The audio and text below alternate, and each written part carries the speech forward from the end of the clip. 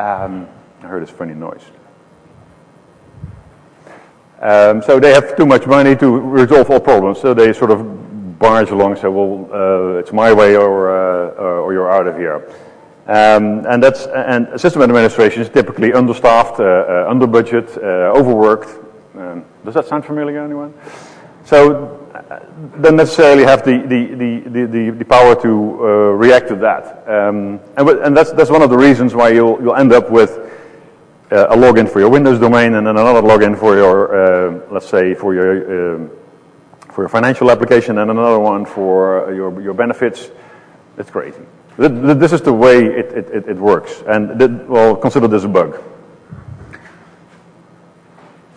Now, suppose you're responsible for, or you want to really do something innovative, like moving from steam to electricity or something like that. Then bear this in mind. Technologies, organizations are dependent on technology, most of them anyway.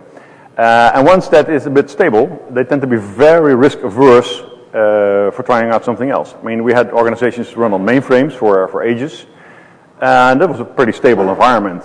And some of those organizations, when PCs are coming up, and some of you might have been alive when that happened, some of those organizations actually had active policies against PCs. Like, no PCs in this building. But they came in anyway. And the same thing is with one of my pet peeves, again, IPv6. IPv6 is in the long run the better solution, but nobody dares switch over. If you want to know more about that, come to the workshop tomorrow. Again, there are some people dating back centuries who saw this all coming. And my favorite here is Machiavelli. And there's a quote from the Prince that says, well, there's nothing more dangerous to carry out or more or more risky in uncertain of its outcome than to initiate a new order of things. And why is that? He said, well, this new order of things has people that would benefit from it, but in those people you will only get lukewarm defenders because they don't know for sure if that new order of thing is going to benefit them. Whereas the people who benefit from the current order of things know very well what they're going to lose if that current order of things is going away. So you will have very strong opponents in them. So once you get in this type of stability situation, typically an organization cannot get out on its own. And if it gets out, it's because somebody in the skunk works has this idea, starts working on it, convinces his manager that it should get some funding, but then the manager says, well, yeah, well, sort of go ahead, but don't be too explicit about it, and I'll stuff it on the maintenance or whatever. So he sort of hides that, but you additionally need somebody really higher up in the organization who sort of covers that manager. And when things go wrong, and he sort of protects that guy. And when things go wrong, he sort of also protects him. He said, well, I know nothing about it, and I'm going to make sure it doesn't happen again. And it sort of doesn't fire the guy, but gives him a nice other job or whatever. So it has to be deniable on senior management. It's too bad I don't have a very good story about that. Well, I have too many of them, but they're too explicit. But keep this in mind and think back on the really successful innovations that you've seen in your career and see if you can see this pattern. And I'd love your stories tonight. Now, my final case study is a bit longer, and it's about how to get things done in terms of IT in a large organization. And that's the final story. What we were doing was connecting up a number of departments to a central email relay. Email relay, not an email system. It was just relay, like think SMTP, not POP or IMAP.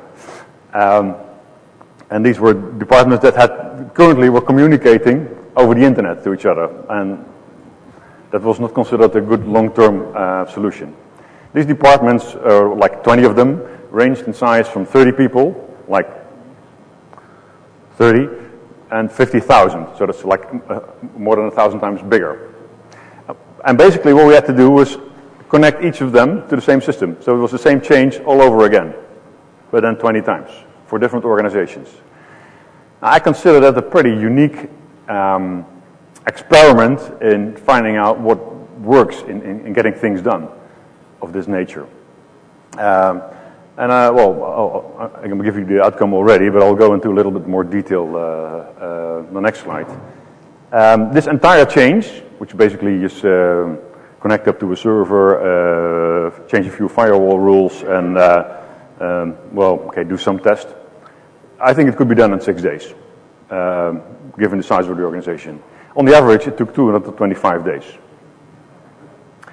And the funny thing is that the size of the organization had no correlation with the elapsed time.